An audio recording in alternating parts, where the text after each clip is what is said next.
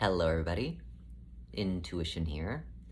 Thank you so much for making some time and space for us.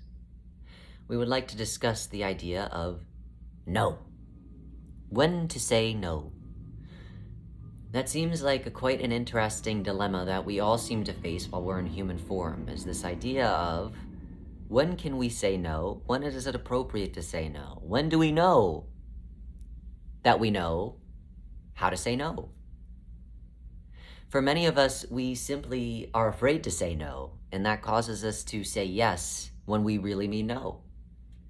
And when we say yes when we really mean no, that pulls us away from all it is that we are, that pulls us away from our own sanity, that pulls us out of balance with the universal principality that we are, and puts us further off track from what it is that we know. Because usually, many of us can feel when we're doing something that isn't really in congruence, isn't really in concert with all it is that we are. Many of us know when we should say no, but still say yes. So then therefore, if you know that you should be saying no, but you still say yes, what is the mechanism that is saying no, say yes? Because again, when you say yes to somebody else, but you really mean no, you are still saying no, but it is not to the person that you are wanting to say no to. You are saying no to yourself. And that is equally frustrating and upsetting because, again, you are still saying no. The idea is, well, if I say yes to somebody else, then maybe they'll like me. Maybe they won't have their feelings hurt. But still, that is an illusion because guess whose feelings are getting hurt? Yours. Because you are still saying no just to the wrong person. You are saying no, really, to you. So when you say yes, when you really mean no, you are still saying no, but you are saying no to yourself as opposed to the person in which you want to be saying no to. And how does that help you as a universal principality? How does that help you just in the third dimensional human form that you are, that you identify as? How does that allow you to move into more of a space in which you get to be you? When I say yes, when I really mean no, I don't get to be me. I don't get to sit in the knowing of all it is that I am. And if I don't get to sit in the knowing of all it is that I am, then I don't get to really be identified with what it is that my needs are. So therefore, I keep on getting caught in an illusion. Because again, I'm placing your needs above mine if I'm saying yes to you when I really want to say no to you. Because again, what I'm really saying is yes to you. My needs are indifferent. My needs are nothing. I am nothing. Because if I saw myself as something, then I would be saying no to you and yes to me. But you must be far more important since I am saying yes to you and no to me. And that is truly crazy if you remembered and know who it is that you are to begin with, which is a God. Not to say that that other person is a God, but they are also gods. So if I'm a God and you are a God, then why as a God am I saying yes to you and no to me? If the idea is I am doing something that they cannot do for themselves, so therefore I say yes to you and no to me, then that is truly delusional. That is truly a distortion because again, I just said, you are God and so are they. So what do you think that you can do for them that they cannot do for themselves? If you were saying, well, if I say yes to them and no to me, then maybe they'll like me. Well, that is truly insane as well. Because why do you need another God to like you? You are God. You are a God. And I don't need that as a hyperbole or a metaphor, as a figurative idea. I mean it literally. You created this planet. All 6 universal principalities created this planet, this place in which we are now in. You created this place. This earth does not exist, and therefore you exist. You created this earth, and therefore the earth gets to exist. So if that is the case, since you were a God, since you helped to create this place, what makes you think that you doing something for another God is going to make them like you? That's silly. That's another form of slavery. If I have to do something in order for you to like me, then do you really even like me? Or are you just using me and abusing me? If it is the idea, well, I'll say yes to you, but no to me, because maybe you'll then leave me the hell alone, then that is another very strange way to go about allowing somebody to leave you alone. Because when you're saying yes to somebody and saying no to you, and you keep on doing that, then that becomes an expectation on the other person that you keep on saying yes to. And then therefore they will never leave you alone, because they keep on knowing that they could get more out of you, and therefore they will keep on pushing you and pushing you and pushing you to give, to give, to give, because you've groomed them into the idea that that is who you are and what it is that you do for them. So they will never leave you alone, and therefore you will still not get what it is that you want.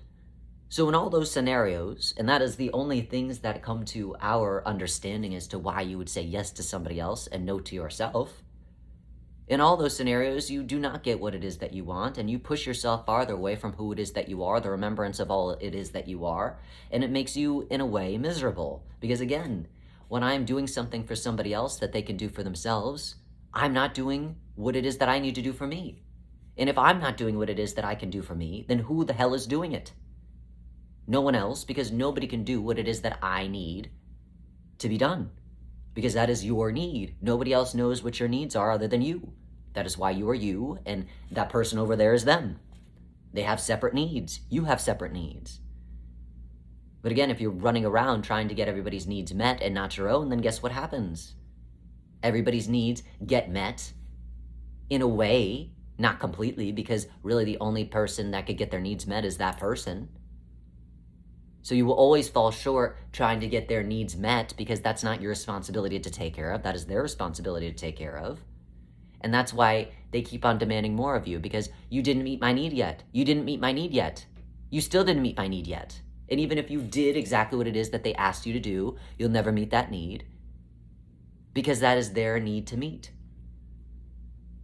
And as you keep on trying to meet their need, and get farther away from actually meeting it for them, because again, they're the only ones that could get that need met, nobody is meeting your needs. And nobody can meet your needs, because those are your needs. Not JoJo's needs down the street, not the person's needs that you're trying to meet. They're your needs. And if I'm running around trying to meet other people's needs, my needs don't get met. And if my needs don't get met, then what the hell am I doing? I am the only one to blame for my needs not getting met. I am a god. Why, as a god, am I allowing my needs not to get met? That's not very godlike, is it? That sounds like you're forgetting yourself. And that is not to say, well, screw everybody, I'm going to just say no to everybody all the time. Although that might be a good start for some of you. But it is more of the idea of, how do I come into balance and how do I compromise?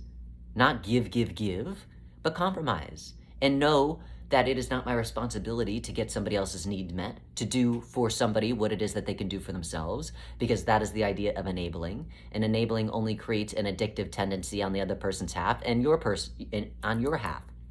Because again, if I think that I can meet somebody's needs better than they can meet their needs, that is an illusion, even if they keep on asking you to do that for them.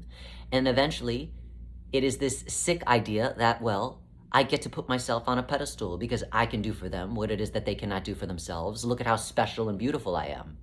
And you have to do that, because you forget how special and beautiful you are, because you're not even meeting your own needs.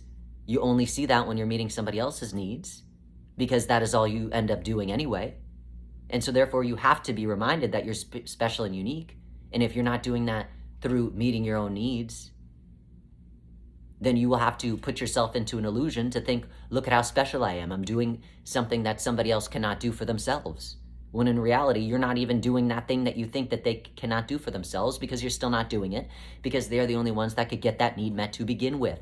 That is why they keep on asking you to keep on meeting their need, because you didn't do it right the first time, because you can never do it right the first time, because that is their need. They have to do it for themselves. So, how do you rein yourself back? How do you say no when you really mean no, and yes when you really mean yes? And again, like I said when I began this video, for most of you, you are understanding of where and when it is appropriate for you to say yes, and when and where it is appropriate for you to say no. But instead of listening to what it is that you know, you say, well, screw it. Let me just do this thing, because I think it will yield me farther than me just meeting my own needs. Or maybe they'll like me short term. Or maybe they'll leave me alone short term. Or maybe I'll finally feel good about myself short term. But none of those things are sustainable. It is all short term. Because again, that person will inevitably demand more from you. Or somebody else will demand more from you. And still, you are sitting there with none of your needs being met.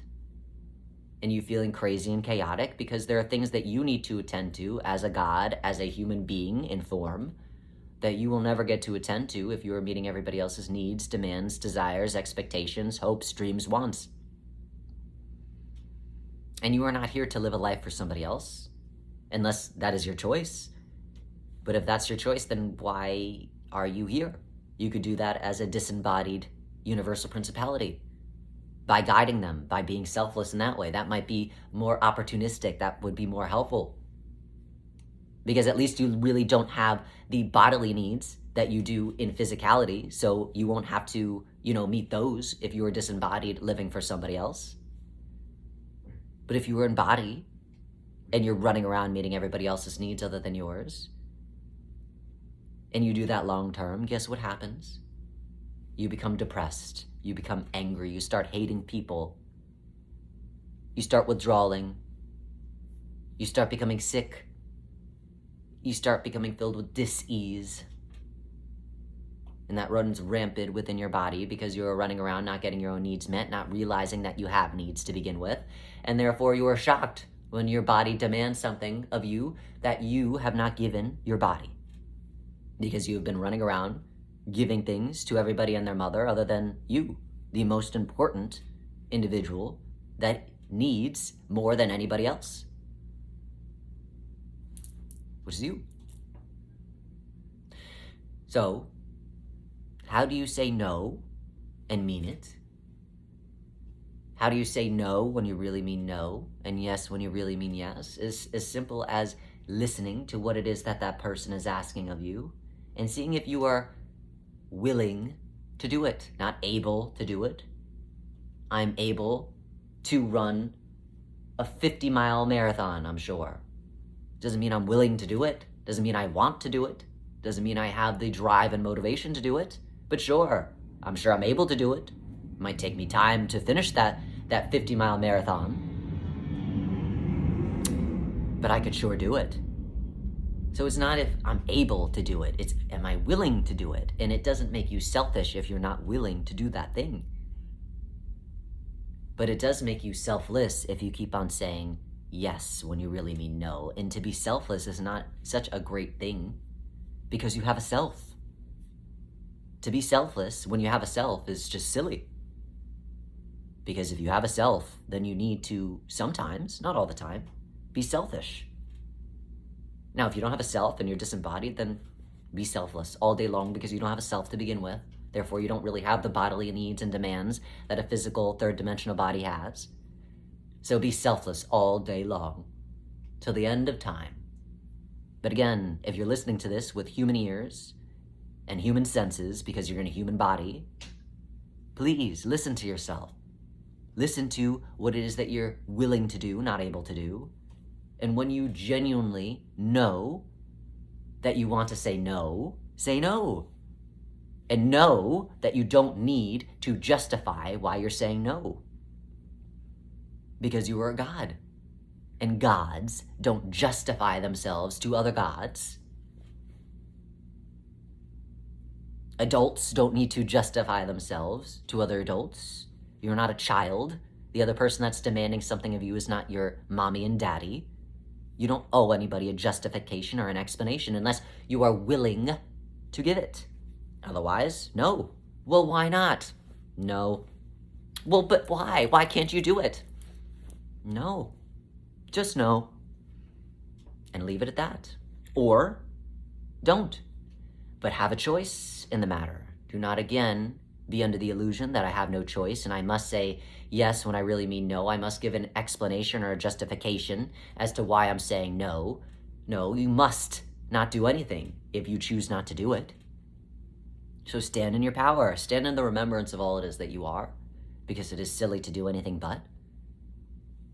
And when you stand in the remembrance of all it is that you are, you stand tall in the human being that you are and realize, wow, I'm standing a lot taller than a human being. Human beings can't stand this tall. I must be a god. Oh my goodness, I forgot. How silly of me. And you'll just be laughing all the way home with your needs met, allowing that other universal principality, that other God force, to do what it is that they can do for themselves, which is meet their own needs.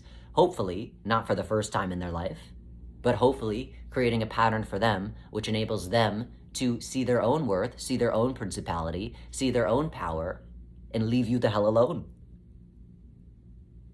So, we leave you with that.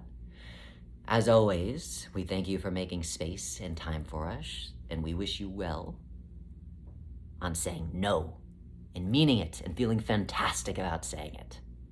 Well wishes.